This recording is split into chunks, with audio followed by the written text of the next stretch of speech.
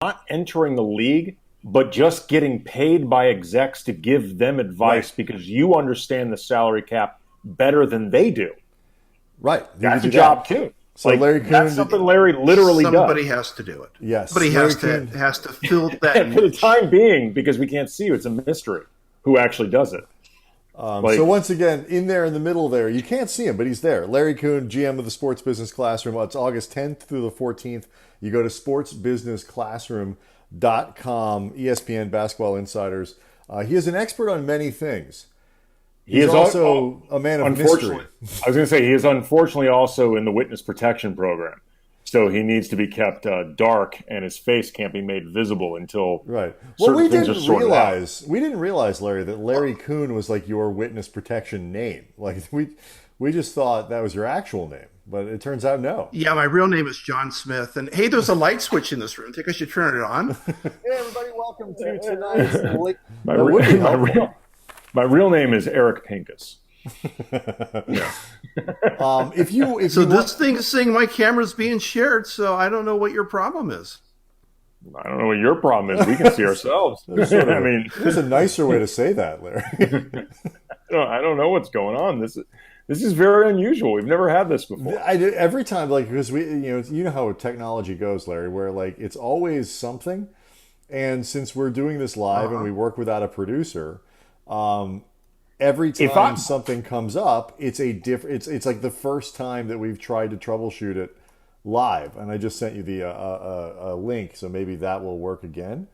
Actually, no, I'll email it to you because it says the last text didn't go through. But anyway, so every time something comes up, it's like this is the first time that it's happened. And so we're never entirely sure how to fix it. Well, you always remember your first, Larry, and that's the important thing. Yeah. While we figure this out, how are you? You look great. Well, thank you. Yeah, I mean, they said, you got to protect yourself and others, so grow a mask. So Andy's got that going on. Brian, I guess you're a conscientious objector, but I'm with the program. We'll just have to take your word for it. No, I mean, we this isn't all just because you're like a closet non-mask wearer and you don't want to out yourself, right, Larry? I mean, that's not what this is about. You're not like in a crowd of 30 other basketball executives just sitting around talking about stuff, are you? Maskless. All right, Brian, check your phone. I sent you what hopefully could be a workaround, if need be. But anyway, so Larry, how's your quarantine? How is your quarantine going? Like, how's this been for you? Because you're looking to set up, like Brian said, your class, which, if need be, and I assume this will be the case, is virtual, August 10th through 14th. That means you really have been, I guess, studying all the different ways to live in our current times. Yeah, so as you guys know, we run Sports Business Classroom, a 1-week event immersed in Summer League in Las Vegas. And when I say immersed, we are part and parcel of the Summer League. We are in the arena. We're bringing everybody from Summer League, everybody from Adam Silver to Mark Cuban to head coaches to GMs to the working stiffs have been part and parcel of this program. We immerse them in the Summer League. We put them to work in the Summer League. We set up networking with all these people, and it's an amazing event for 1 week. Planning for that starts in December, and I'm working solid. I have a day job, and I'm working solid. It's my second full-time job, working solid all the way up through July to be ready for Summer League students who are going to be coming in. Well, this year, plans changed. So what happened? And we were just on hold, right? We didn't know, is there in time? Are they going to hold Summer League? What is going to happen? So we ended up just waiting until it became clear, okay, the restart's going to happen in Orlando, not a Summer League, certainly not in July. So we have to pivot. We're doing this as a virtual event. I'm taking sort of the core of what's Sports Business Classroom, and then we're going to host this over 5 days, August 10th through 14th. We're going to make it, we can make it a much more affordable price point since it's going to be virtual. So if you are ever considering Sports Business Classroom and you can't get to Vegas for a week, or the price was just something that you couldn't quite float. Well, this year's year, you can do it from couch, and it's at a much better price point. So go to sportsbusinessclassroom.com and you can check us out. So go ahead, Andy. I was going to say, like, and I was not speaking superfluously before when I was saying that, like, execs around the league call you for insight in terms of the CBA. Like, you are considered somebody who understands it as well or better as any exec in the league. How does that happen? Like, how do you become that guy? Well, first of all, as part of my non-disclosure agreements, I can never appear on camera. So now you know what's going on right now. I was in the rules myself. Everybody's kind of an armchair GM, right? And I grew up like watching Jerry West, and he became, and sort of seeing how it went. And everybody wants to know, okay, what can teams do? What can't they do? How do these rules work? Oh, that's much better. How do the rules actually? There you go. Okay, now you're scaring me. Your lips aren't moving, but I mean, at least your face is there now. Okay, now if you can do that, the little cartoons where they actually just had the lips superimposed, the mouth moving over just the frozen picture. If you can do one of those, well, yeah, then I think we we're can stop set. trying to troubleshoot. Yeah, there's no question. Larry, if you prefer, we can also make you. Well, you can be Norman Fell.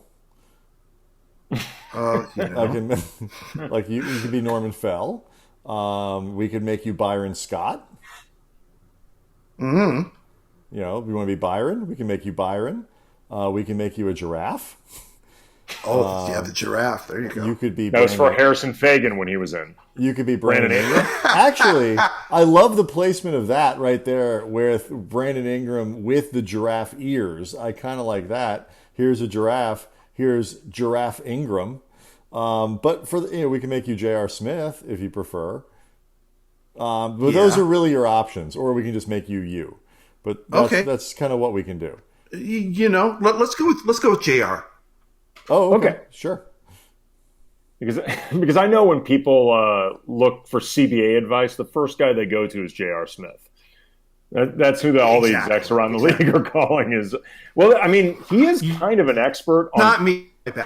He's an expert on costing himself money. Like, if anybody understands how the cap works and how much money he's lost under the cap through his own mistakes, like I'm not even kidding. Like, if you go to J.R. Smith's basketball reference page, like, he's obviously made a great living, and if he's been even reasonably smart with his money, he won't be hurting for the rest of his life. But for a guy who's been in the league as long as he has, you're going to be shocked by how little he's made. Oh yeah, and it's funny because there's execs in the league who are there primarily because they have a good relationship with JR. Mark Warkentine, who was the GM of the Denver Nuggets, he was with New York after that. He's known as the JR Whisperer. I had no idea that was a thing. It is. How do you okay, so you became the salary cap guru. How do you become the J.R. Smith whispering guru? If you're the guy he listens to, then so be it. Like Dennis Rodman had Jack Haley, right? Yeah, that is true. That was Jack Haley was brought in part to be that guy with Rodman. I remember during Ron Artest's first year with the Lakers, Phil used to talk about how he'd rely a lot on Lamar Odom to at times get through to Ron because, as Phil said, he did not quite understand Ron, but he knew that those two had a relationship going back to childhood. He also had that great line where he said, "It's not quite the blind leading the blind, it's more like the blind leading the deaf," which was just a great line. It was just no kidding. But you know what? Sometimes you're just that guy that you're the guy for the guy. Yeah, but I got to imagine at this point, Larry, that J.R. Smith whisper is not the growth industry it once was. Like that, there was a time at which, that was actually a pretty useful thing to be. Right. I am no longer sure it's now. You've got to constantly pivot and look for new opportunities, right? That is true. Yeah. Now you might be the Brandon Ingram whisperer or the Lonzo Ball whisperer, something like that. It feels, by the way, if you are the not the Brandon Ingram whisperer, the J.R. Smith whisperer, I'm imagining every now and then that's a job where you get home at night. God, you were so close to being able to do that seamlessly. Perfect. You just fumbled it a little bit. Stumbled for the opening was there, and you tripped on the door jam. I know. I had it, and then unfortunately, Brandon Ingram was on the brain because of all the photos, and it just messed up for a second. But being the J.R. Smith whisperer, probably at the end of the night, at least a little bit, you could use a cocktail. And no easier way to get your alcohol than vsliquor.com. The most convenient way, Larry, to get your alcohol delivered to your door. Anything you want, all right there, one click and on its way. And, Larry, for your first time, if you've never ordered from VS Liquor before, type in sports with your checkout and you get 15% off. vsliquor.com. Well, you know what? I have not ordered from them before, but I checked them out, and there's some good stuff there. Yes, I do have to say. Yes, there is. So I think you should get on it. You're somebody who understands, how money and math works. 15% off, better than full price. Yes? Yeah. My math checks out. 15% off is like paying pennies on the dollar. Right, and you understand. You understand, so you never want your. I did that in my head right then. You certainly don't want your liquor delivered by the mid-level exception either. Like that's another thing. As a cap guru, because that never works out. I'm very interested with what's going on right now, and I almost want to fast forward because it was like National Scrimmage Day. Like I've never seen more people, myself included, get more excited to watch the Orlando Magic scrimmage. And Denver and all. It was really cool just to watch basketball again, and it looked oddly normal, aside from like the lack of photographers and stuff like that.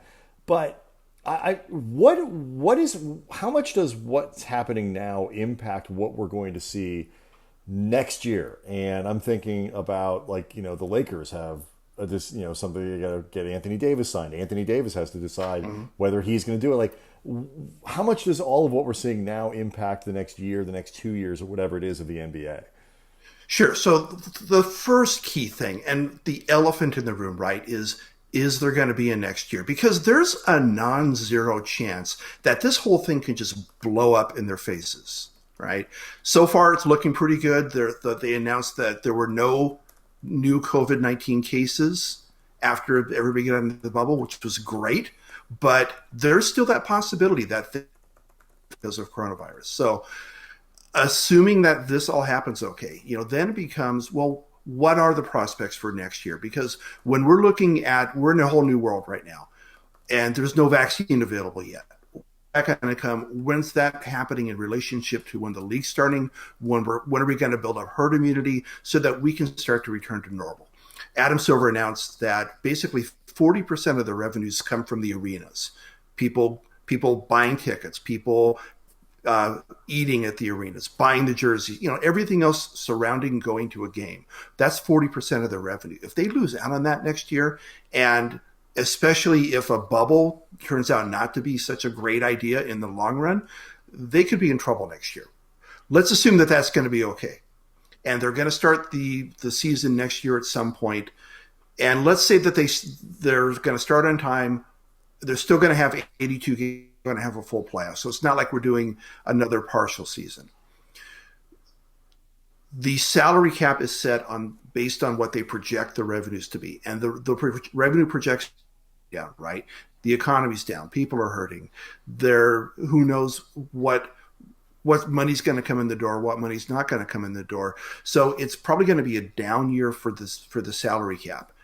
Or what's more likely to happen, that the idea of cap smoothing, right? We talked about cap smoothing back in 2016 when they did the new TV deal. And all this money hit the cap at once. And now all of a sudden, all the money in the world went to Timofey Mozgov. And that was basically it. And Lou Almain. No, don't. I was going to say, it was all spent by the Lakers on two guys. Yeah, that was the whole smoothing. Those two guys got that entire TV deal. It was just incredible. They could have agreed to a smoothing idea, and the way it works is kind of Rube Goldberg-esque. But if they had done it, the money would have not gone to the 2016 free agent class exclusively. It would have gone to every player in the league, whether they were a free agent or not. And the union turned that down. It was one of the worst decisions that they made, because not only did their players mostly not benefit from that, they had to wait till they became a free agent and they could sign a better deal.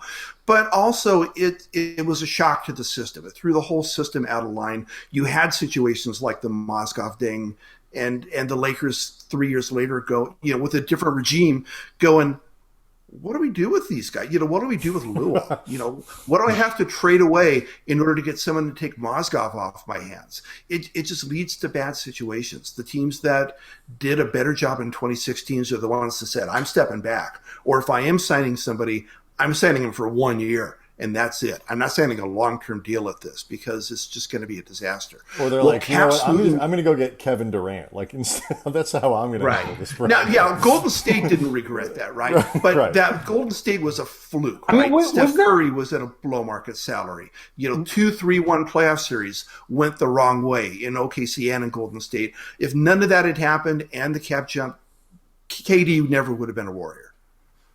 Was there any, non-Durant type of guy, not at his level, but was there any, Mozgov level player contract in 2016 that ended up working out at least okay? Because I know, Tyler Johnson, correct, was part of that grouping. They were the smaller deals, yeah. That one didn't work out. Solomon Hill didn't work out. There's all these examples of guys. A lot of people died on Solomon Hill. At that level, who didn't work out. Are we forgetting a few that actually did, or was it really the disaster that we remember it as? It pretty much was. And the funny thing, we were talking about Sports Business Classroom, right? We were in session when that free agency happened, and we were expecting it to take a little bit of time, but we're kind of watching this live going, who just signed for what? Are you kidding me? And we were saying then, at the start of July, this is not going to work out. This is going to be bad. And these are the teams that are going to be screwed. And unfortunately, the Lakers were one of them. But we saw that right away. Well, I told you, didn't I, Larry? I mean, because I've talked about this a lot over the years, my theory with what happened with Mozgov. Because remember, he wasn't just a $64 million deal for the Lakers. He was their 1201 call. That's right. He was their 1201. My theory, and I've never unfortunately been able to source this out, but was that Mozgov was on their radar, but he wasn't intended to be the 1201 call. Mitch accidentally called him. He meant to call somebody different, but then he's got Timofey on the phone, and the whole thing's just awkward at that point. He's like, all right, 4 years, 64. Oh, let's just do that. Because if you do want to sign him, you can't hang up. Nobody accidentally calls Timofey Mozgov. Right. I mean, especially at 1201. Wouldn't that be funny if nobody ever said, "Hey, Timofey," and instead, they just kind of went thinking it was somebody else, and at the very end of the call, they said, "Great, Kevin, welcome to the Lakers." Click.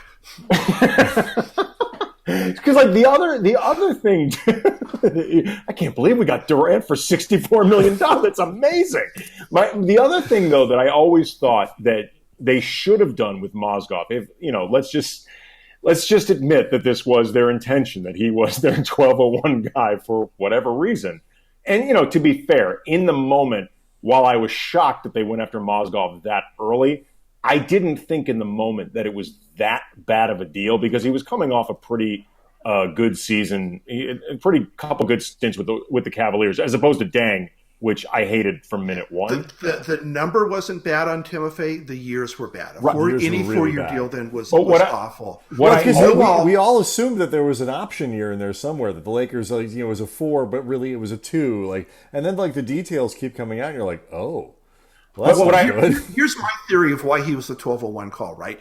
They had multiple slots to fill. And what's happened to them in all the years prior, right? They swung for the fences. They get spooked. They ended up not getting it. And then by the time they were ready to go to plan B, all their plan Bs were already signed. So they had multiple slots to fill.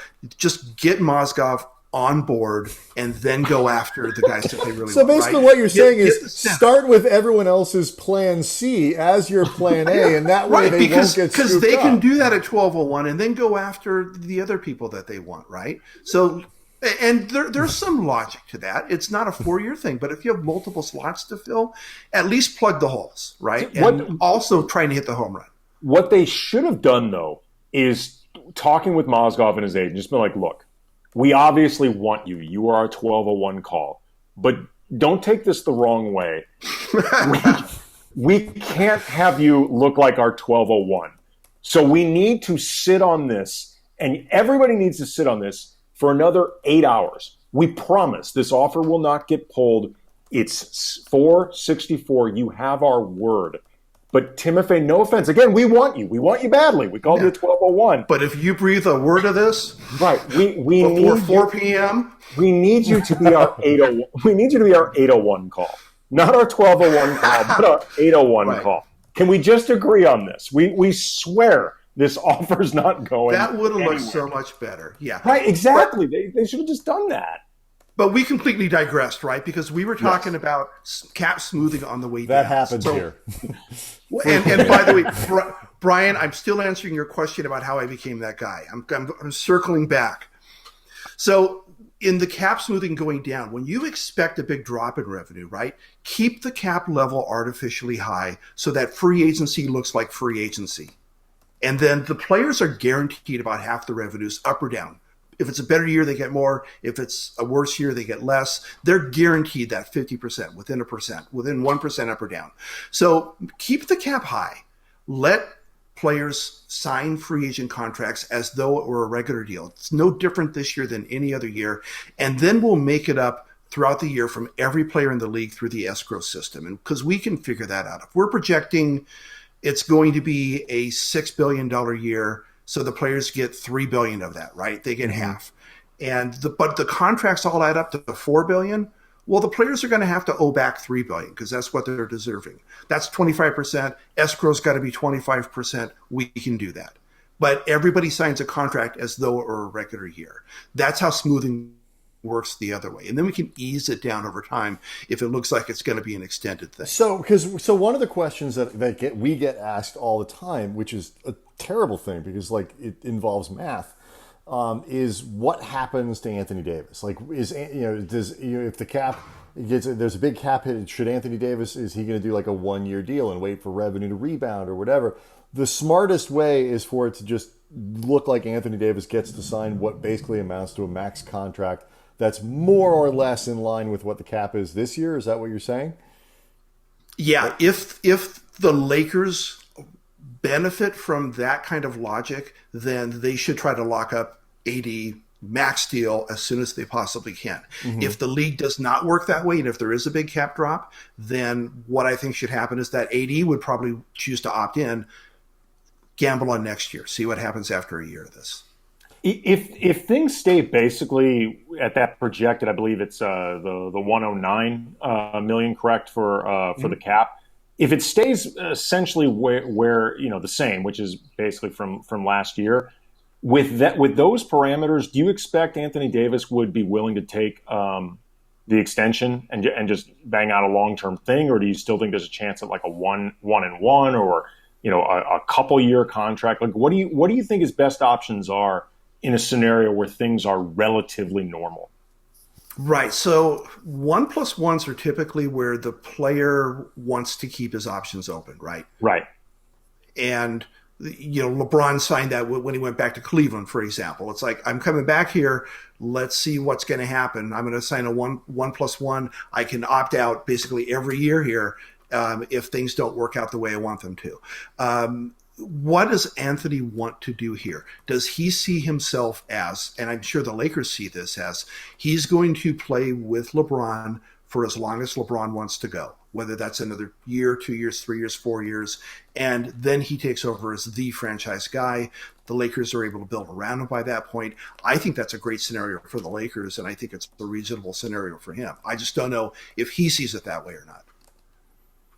I don't see, it's hard to see what he would think would be better. It's just, The only thing is just this weird thing like of I guess everybody waiting to see what the financials look like. He's going to be a max contract either way, but like max contracts, correct, are just a sliding scale. It is a percentage of it. So like Chris Paul, if the cap went down 25%, Chris Paul's $45 million salary, whatever it is, goes down 25% with it. That's no, it doesn't. No, because it doesn't. once you sign a contract, that's your number.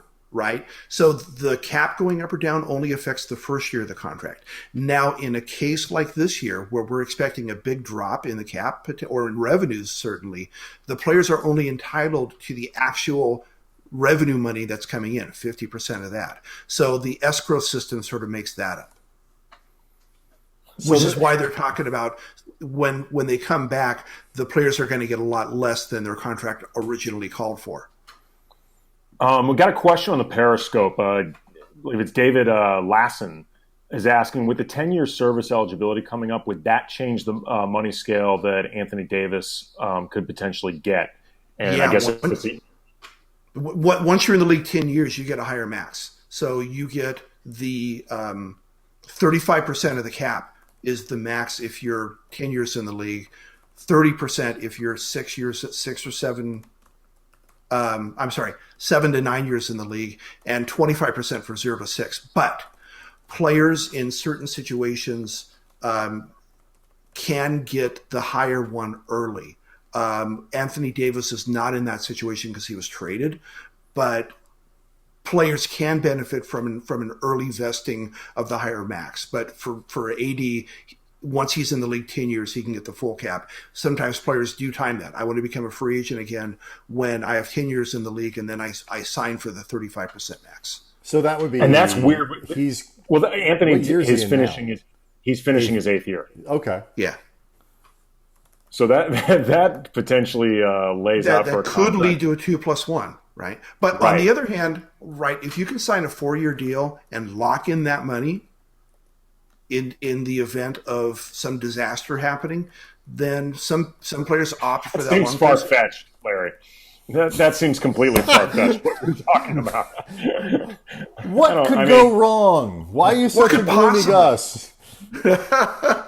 Could you give an example of what you might be thinking about? Just sometimes the unexpected happens. Yeah. Hypothetically, were there a disaster? So, hey, I have a question. Since I'm almost at the bottom of the hour, are we going to retry the camera thing, or are we just going to keep going? Sure. You can. Do you want to retry it? You want to retry it? Absolutely. Yeah, go and come back, and we'll just vamp. Unplug this.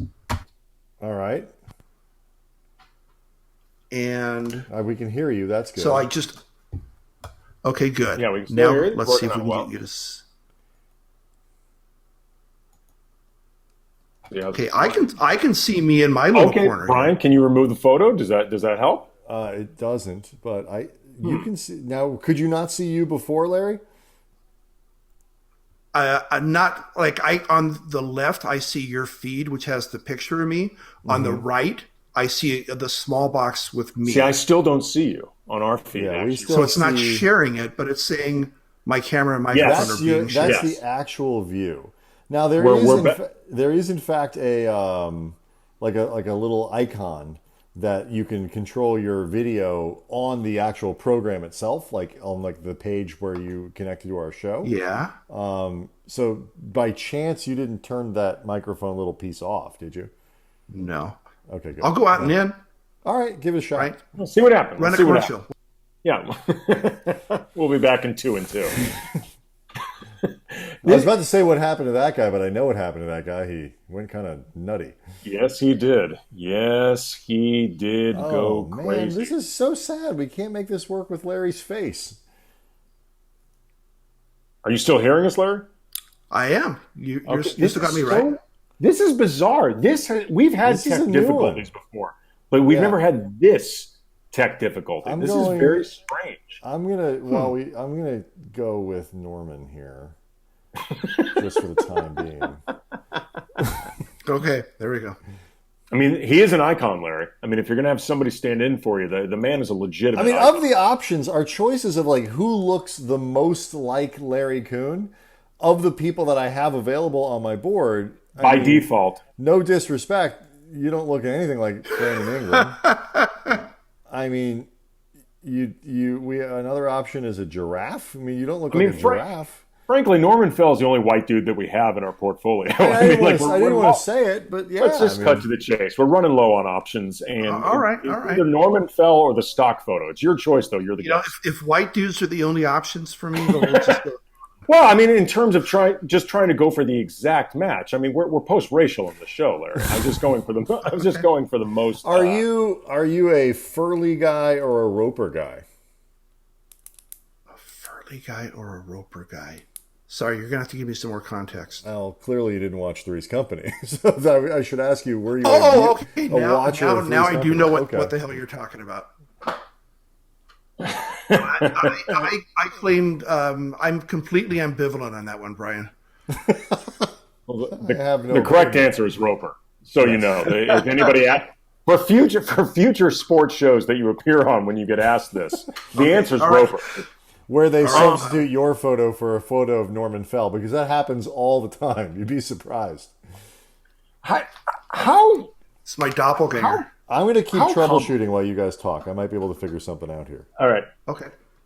Where we are right now, Larry, like on a scale of 1 to 10, in terms of these execs trying to figure out what they're going to be doing for the upcoming season, even trying to plan their rosters a few years in advance, because we know that's what they do. These guys will plan, try to go 5 to 7 years in advance if they can. How much does this pandemic and the unknowns with the pandemic completely screw up what they're trying to do? It is killing them because they're not running one scenario. They're running many scenarios. If this happens, this is our scenario. So these guys are going crazy right now with every contingency in the book and a plan for it. I mean, do you expect that the league is going to, or I guess let me rephrase, how much do you think the league will accommodate teams in terms of, the luxury tax level, things like that, and trying to accommodate the plans that they've made if the numbers dramatically change from the plans that they've been making? They're going to have to, because the luxury tax is progressive, right? You spend a little over the tax and it's $1.50 per dollar. You spend a lot over the tax and the rate goes way the heck up. And, Golden State was looking at paying a huge amount of luxury tax. Brooklyn spent like $100 million in luxury tax a few years ago for a mediocre team. So this year, if everything goes down and they end up way over by no fault of their own, the pandemic hit, I don't think the league is going to put the teams in those kinds of dire straits. I think that they will figure out a solution that kind of keeps them whole, because otherwise teams would go insolvent, and that doesn't benefit anybody. There are clauses in the CBA, right? People talk about the force majeure clause, which is sort of the light version of this, which just says if a game gets canceled and doesn't get made up, the players don't get paid for that game, effectively. But this goes beyond that. There's another clause in the CBA that says that it's called the sudden drop in revenues clause, which this sort of is. I've never heard of this one. Yeah, and all it says is if there's a big drop in revenue, the league and the Players Association, the union, negotiate together in good faith to figure out what to do about it, how they're going to change the rules to accommodate this. The league and the union have a really good relationship. The lawyers negotiating, Ron Klempner on the union side, Dan Ruba on the league side, they'll figure this out. They'll come to a good agreement on this. The Chris Paul is in a good spot as the head, player in this. So I think they're going to be fine in terms of figuring out what to do about it and coming up with a solution that's going to be, not a win-win, because nobody's going to win out of this situation, but be equitable at the very least. But Larry, let me ask you this, because there's tangible evidence that the league has a good relationship with the union, and that broadly that's gone well. I mean, like they set up the incredibly complex rules of this bubble in Orlando and all that, and that was relatively smooth. I mean, The league was very responsive to the social justice and the racial justice questions that players wanted, and overall, I think that's gone very well. There is some, at least, talk that the last CBA, that players, particularly middle class NBA players, kind of resent the way that it went, and that it was the structures tilted too much towards stars like Chris Paul, LeBron, whoever might be the max guys in the league. If they have to come up with a situation where revenue is going to have to be divided up differently, or maybe players get different percentages, or the kinds of contracts shake out differently, if there's not a lot of tension between the players and the league, could there be more tension between the players, and where would it come from? The players tend, when it comes to union matters, they tend to really follow the union leadership. And, I've talked to players who, on the day it was time to do a vote on the deal, this was back in 2011 when there was the lockout and voting to end it, I was talking to guys who were going, okay, they want me to vote, I'm not sure if I'm going to, type of stuff. They're really ambivalent about it. Which is surprising because this is their careers and this is huge amounts of money for them. In 2016, for the 2017 CBA, they fixed a lot of the stuff for the middle class, because think of it like a pyramid, and I'm holding a pyramid, type of shape in my hands. I don't have that. I only have a picture of Norman is not like channeling that, but the guys at the bottom of the pyramid, there's a lot of them.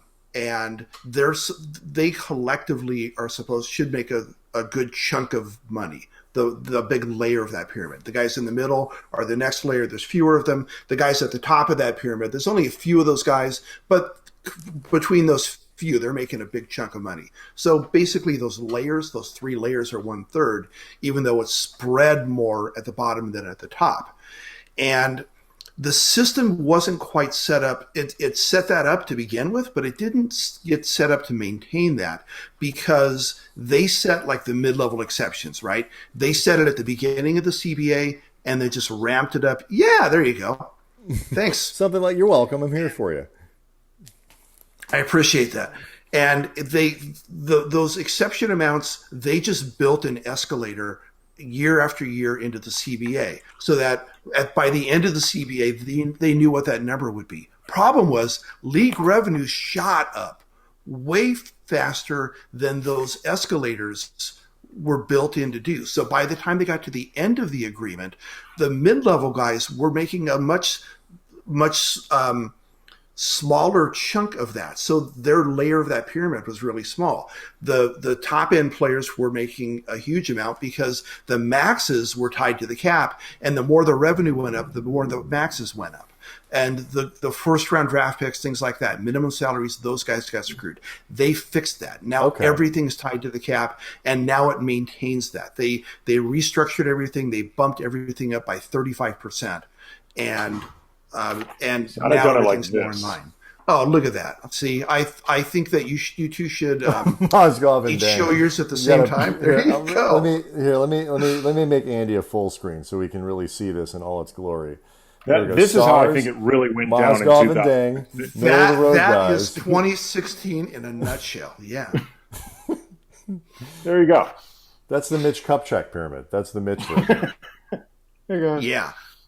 So, are there problems in the agreement as it sits now? Yeah. And there are things that they can do to fix it. And if not for COVID happening and its effects, there were still some tweaks, but with COVID, there might need to be some minor changes, or at least temporary changes. There was a lot of criticism of the league, and really all sports leagues, for trying to even play, given what's going on. And, the league was obviously very sensitive to the optics of testing and this and that. At the time when they made this agreement to come back, it looked like, okay, we can do this without taking tests away from people, without taking hospital beds, God forbid, from someone, whatever it might be.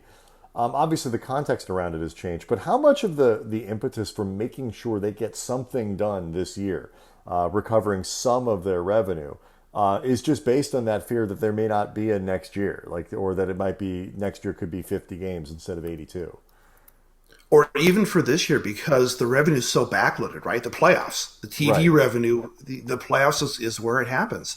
So yeah, they wanted to try to get something done. Now, could you make an argument? Well, of course you could make this argument. Well, they're just trying to grab the money, and while all this is going on, there's no other benefit other than them making the money. Well, I think trying to return society to this one little sliver of normalcy is important for people.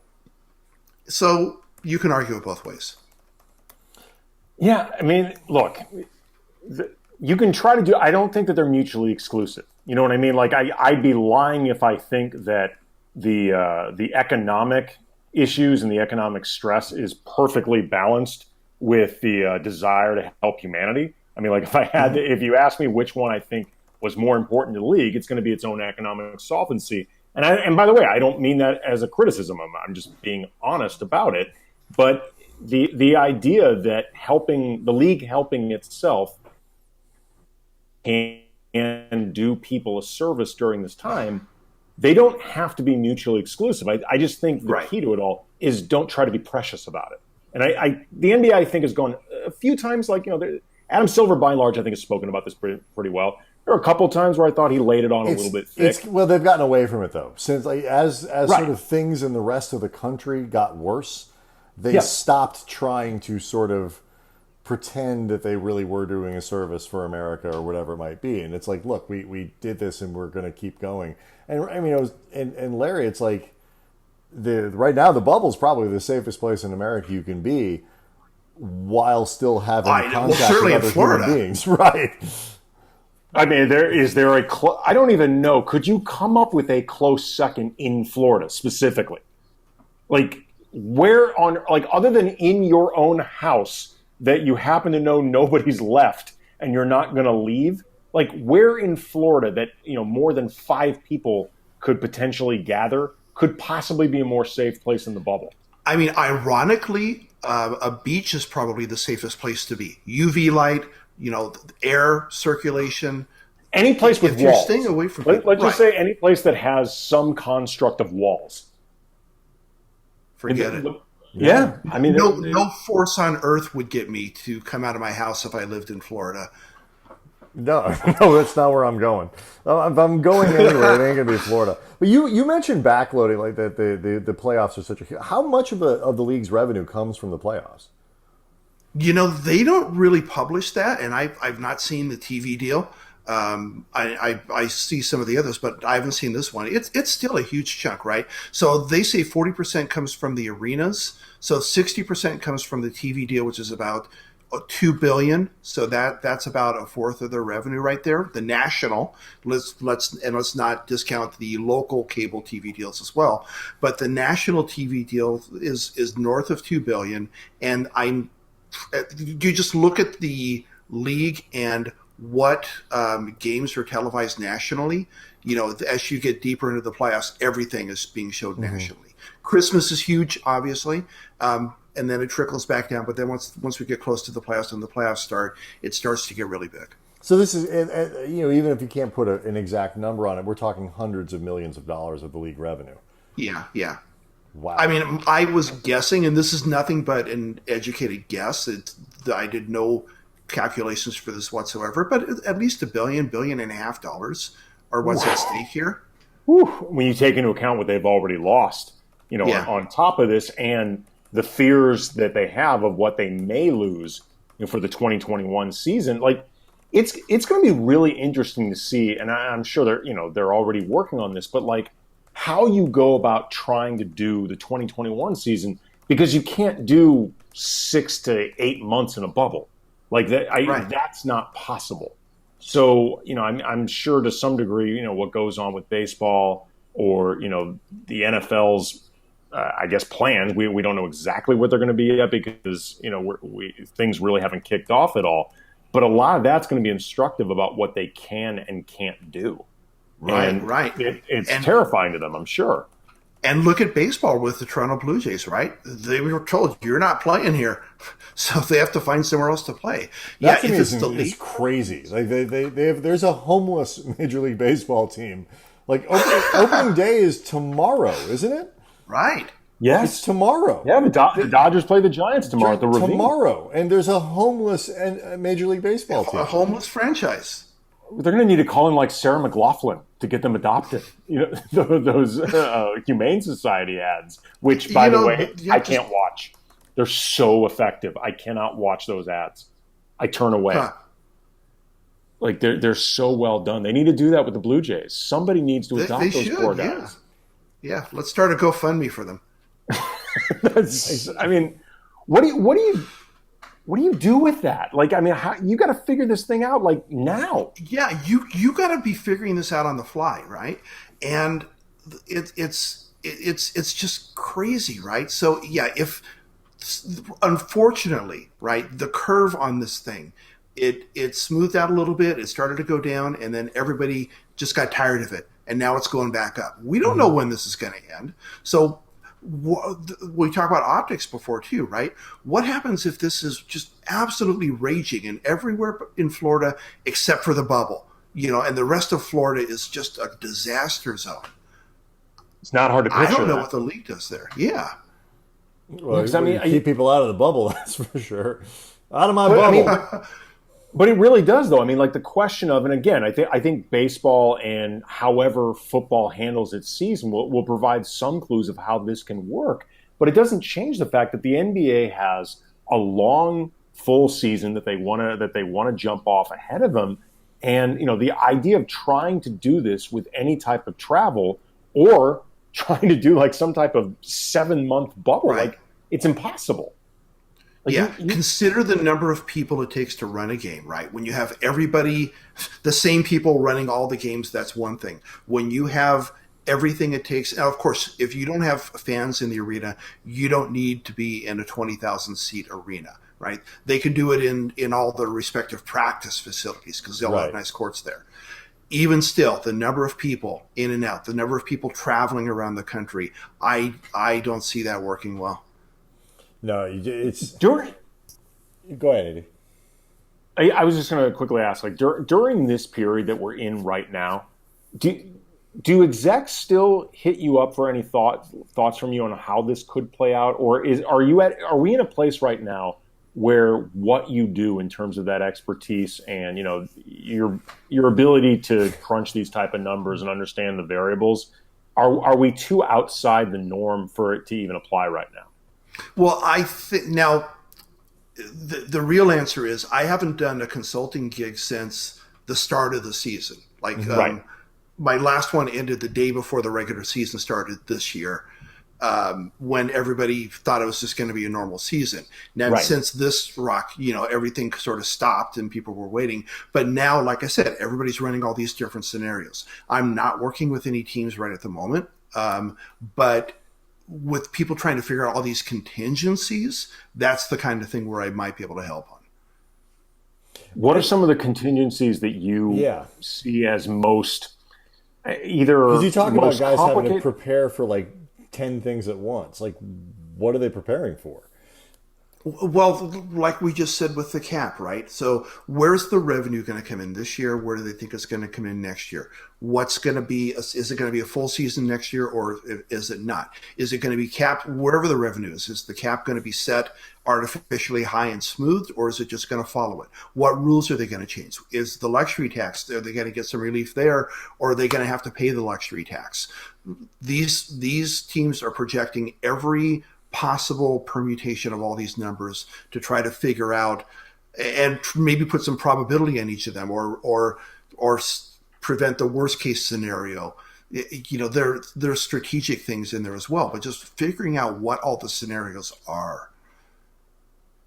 There's a tendency, we were talking about this a little bit last night with Trevon Edwards, who was our guest, it's like in America particularly, we have a tendency to just assume that rich people are really smart and are really good at what they do. And if they're good at one thing, that they're good at a lot of things. Are the people if nothing else, these last few years have proven that false, haven't they? I could name an example or two. How well equipped are the people? Because I am not convinced that, like in the NFL, that just because these guys are really rich and rich enough to own NFL teams, which is a level of rich that, is impressive. In the NBA, between the NBA owners and the executives and the people who run the PA and everybody's got to be putting all of these things into the hopper and figuring out how well equipped are these people that we're all relying on to make basketball possible going forward, given all the things that could be problematic.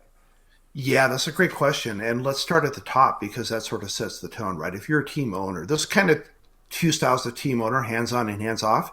And for the most part, the hands-on owners don't work all that well. Mark Cuban is a great example of one who really does work well, because he understands all of it, right? And he really is functioning as sort of the team's president. But even Mark Cuban, by his own admission, I think has laid back on certain things. Like, he's still out in front in terms of being a face of his team. But it's my understanding, at least, that he doesn't interfere, might be the wrong word, but he doesn't interject himself into some of the day-to-day that I think he used to early on. I may be incorrect, but I've gotten that impression.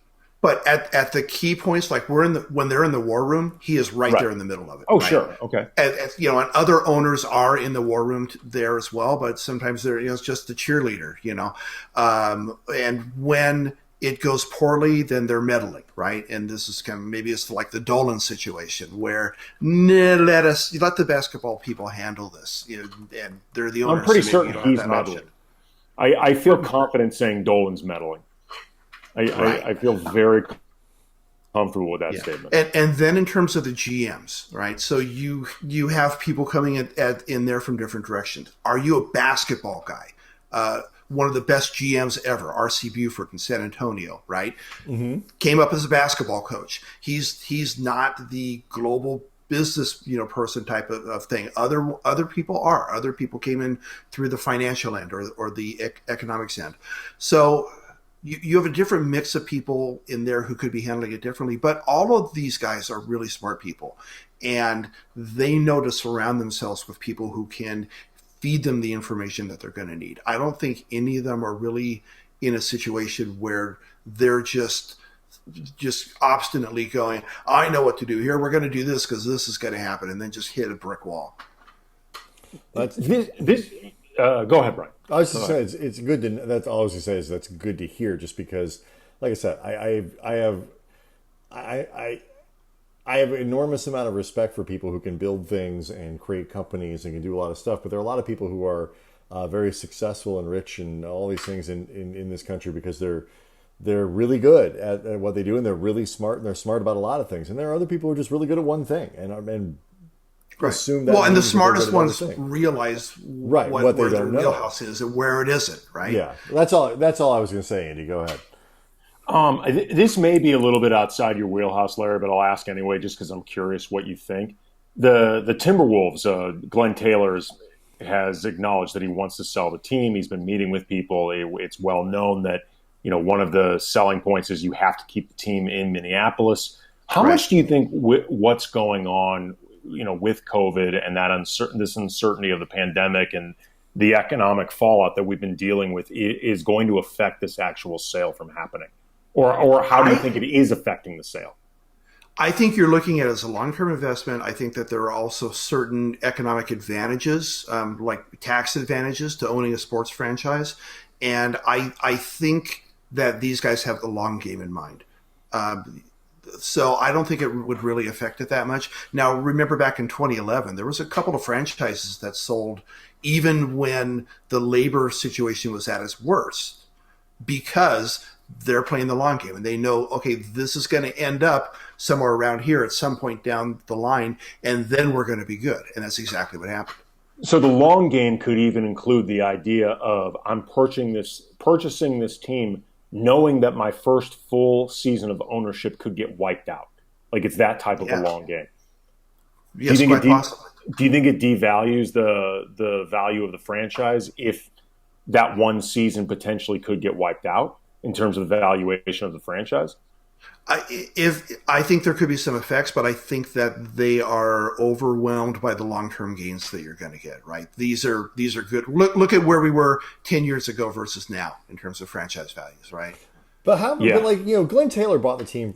I forget if it's been a long time, but like he bought it for $88 I think million. it was like $1.98. Yeah, he bought it for $88 million, which what a bargain. And he's going to sell it for close to $2 billion. A billion, over a billion, yeah, billion and a half, $1.5 billion, or so whatever it might be. Like how much higher? Like that's a tenfold, more than a tenfold increase in terms of the value.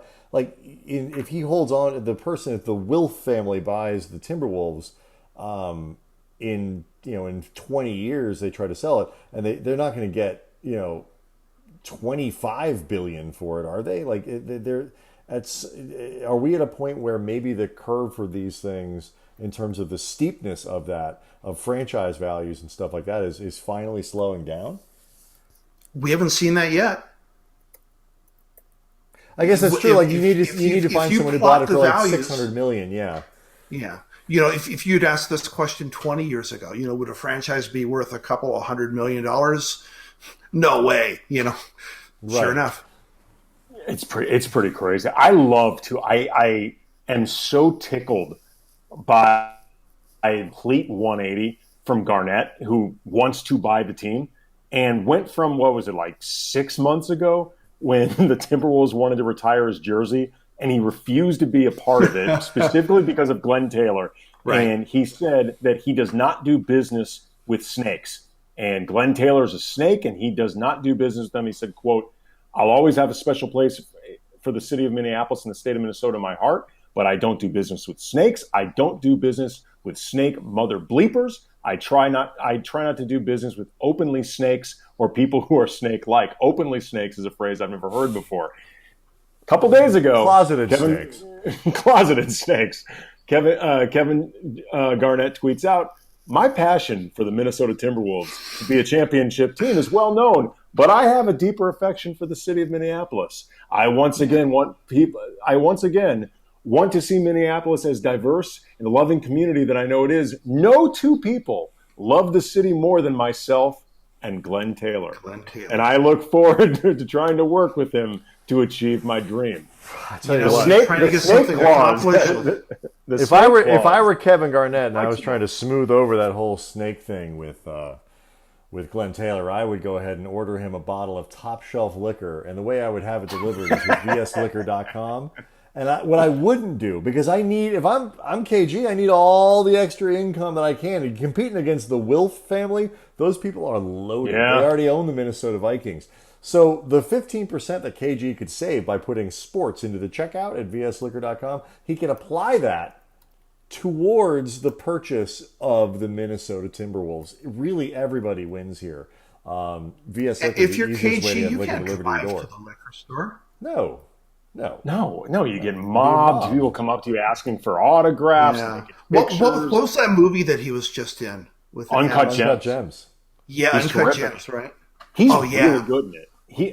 That's a legit. He's playing himself, but that's a legit acting performance that he gave. Well, it's a slight caricature of himself, right? It's just this much over the top that it was entertaining as hell while still being him. Well, it was believable. Because, KG is so intense about everything that he ever does that it was believable that, and for people who have not seen the movie, I don't think this really gives anything away, but, I just don't pay too much attention, that he would get so sucked up into that gem.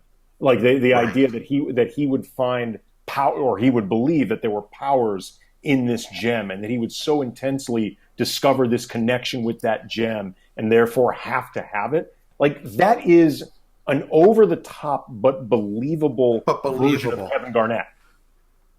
It's totally believable. Yeah. And the great thing he does in that performance is, as over, I guess caricature-y, as you were saying, or a bit of an exaggeration, Larry, he plays it for real.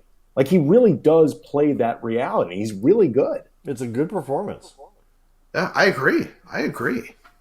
Hey, I have a question to go with it, with all the other ones. So the Dodgers signed Mookie Betts to a 12-year extension. One of the great moments in The Last Dance was the one where we go back and we look at it and we're like, oh my God, I completely forgot that Scottie Pippen was on like a 46-year contract with the Bulls. Is there ever going to be a day where the NBA goes back to some sort of construction where a guy could sign a 6, 7, 8, 9, 10-year deal with one team? I don't think so. Just because the trend has been to get shorter, and those things don't pendulum around like that. There's a reason, because the long-term commitments are bad for teams, and teams for the most part, okay, it's great if the superstar is locked up for his whole career and he's never a flight risk. On the other hand, the Lakers did sign Luke Walton for 7 years as a player. Yes, I remember that. Things like that where it's a fairly reasonable number. But by year 4, you're going 3 more years. Are you kidding me? It's a long contract. How did you used to describe it, Brian? Oh, it's the everlasting gobstopper of contracts. You suck on that thing as hard as you want. It's not going anywhere. You can't bite on it because you'll chip a tooth. The flip side of that is if you kept a salary, let's say that the salary cap was $120 million. So let's just name a number, and you kept the cap, but you got rid of the rules about max deals or this, that, whatever. You just had to fit whatever you could. What would Giannis sign what would he get per year? Would some team give him $45 or $50 million, or 60? Could you use up half your cap on Giannis?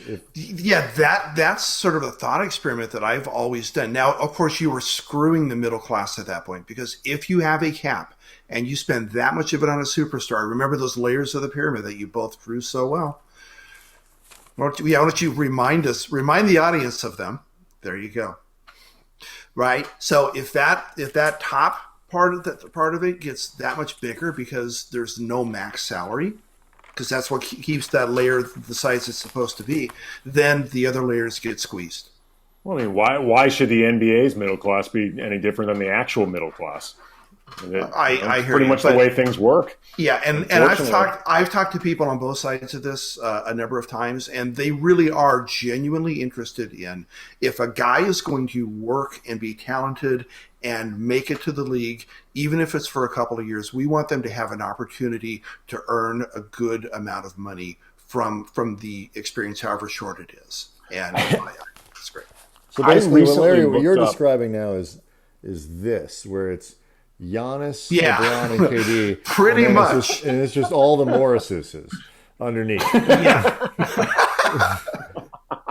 I recently, by the way, I recently relearned, because Brian and I for a while were doing. Wait, I have to interrupt for 1 second. Please. Okay, when I do my PowerPoints for Sports Business Classroom, for sure, Brian's drawing them. Oh yeah, no, this is good. How much? I mean, because look, times are lean, man. What is that that job pay? You can't just assume that I'm going to do it. There are opportunities in this business, and sometimes you have to seize those opportunities. You can't just pay me. You're not doing this too long because to of say what you can pay me an opportunity opportunity, right? This could lead not just to you doing my PowerPoints, but this could lead way beyond my PowerPoints. And you have to be thinking about what you're going to be doing for me, not just here with the PowerPoint, down the road. Have you noticed, Andy, he has not mentioned money once here? It's just all the other things that I could do for him. You'll get paid in what? Okay, all I'm saying, okay, first of all, you guys had Dave Dufour on the show before you had me. And I have a bone to pick because I discovered Dave Dufour. I didn't know if you know that. He was my student. He was my student in Sports Business Classroom. He was under a bridge. He was my student. Nate Duncan and I pulled him aside and said, because he was a high school basketball coach. Yes. And we pulled him aside and saying, you need to be talking about the league. And so that's where it started. That was it? That was the whole thing? Yeah, and well, he's worked his way up with me. He's on my staff for Sports Business Classroom. I don't know if you know that. Now, when I did not know that actually, but I mean that explains. I did because I looked at the website. I actually didn't know that. Although it makes sense because Dave is very knowledgeable of this stuff. Like when you discovered Dave, did you have to clean him up or anything? Like, was he like basically like a street urchin? Like what was Dave's condition when you discovered him? Dave is kind of iconic, right? Did you know he was a professional wrestler? Yeah, I did know that. We talked about that on the show. All right, so basically that's his personality, he's a brilliant basketball mind. And when we did the first year of Sports Business Classroom, he stood out, right? Obviously, of everybody I've ever had, and I've had some, I get Harvard educated lawyers in this thing, and they can't keep up with Dufour when discussing stuff. Dufour is really just smart. Amazing. Yeah. I've had ex NBA players where Dufour's winning the debate on basketball stuff with them. No, he's a smart dude. I mean, first of all, I don't understand how Brian can even get this job as the pyramid drawer. I mean, when you're talking about Harvard-educated people, Dufour, and former NBA players, like, are you really that desperate for an upside-down triangle, Larry? Like, you can't find anybody? Dufour has worked his way up with me, and I have delegated more important responsibilities to him. So now I need someone to backfill. Right, to backfill the PowerPoints, right? So, like Brian, and not just for me, for Dufour. I have Wes Wilcox on my staff, the ex-GM of the Atlanta Hawks. He is one of my core teachers. Yeah. Again, and Bo Estes from NBA TV. Again, I don't see the space for Brian here. I really don't understand where Brian fits into this mix. When you talk about your alumni and the people still there, I don't understand this. Again, it starts out with the PowerPoints, and then you work your way up. You prove your value. It's like being the fry cook. You're starting in a spot, and eventually it gets better. Like, how far up do you think Brian can rise, if you had to guess? He may, after, let's say 5 years, be the guy that when I walk into the room, runs up to me with the microphone, clicks it on for me, and hands it to me. Oh, there's Dave. Yeah, welcome Dave Dufour to the program. Exactly. Because I picture a pyramid kind of like this. Like literally everybody else. Brian. That's sort of what I'm picturing right now in terms of Brian's pyramid working for you. But I mean, like some of the great stuff with Dave, like last year we had Mark Cuban in the program, and there was the guests like that I just leave as a surprise, right? So last year, I'm waiting for Mark in the room. I talked to Mark directly to get the commitment to do it, but then I talked to his scheduler to like actually get him in there at the right point in time, and he's a driver and all that. So I'm talking to the scheduler. The scheduler's talking to the driver, and Mark is like nowhere to be found, right?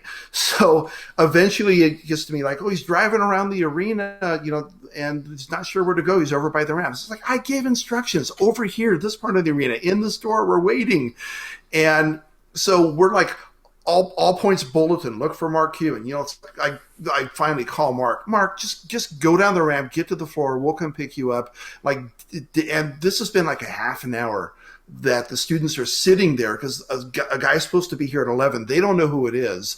They're all taking like they're taking odds on Slack as to who the guest might be.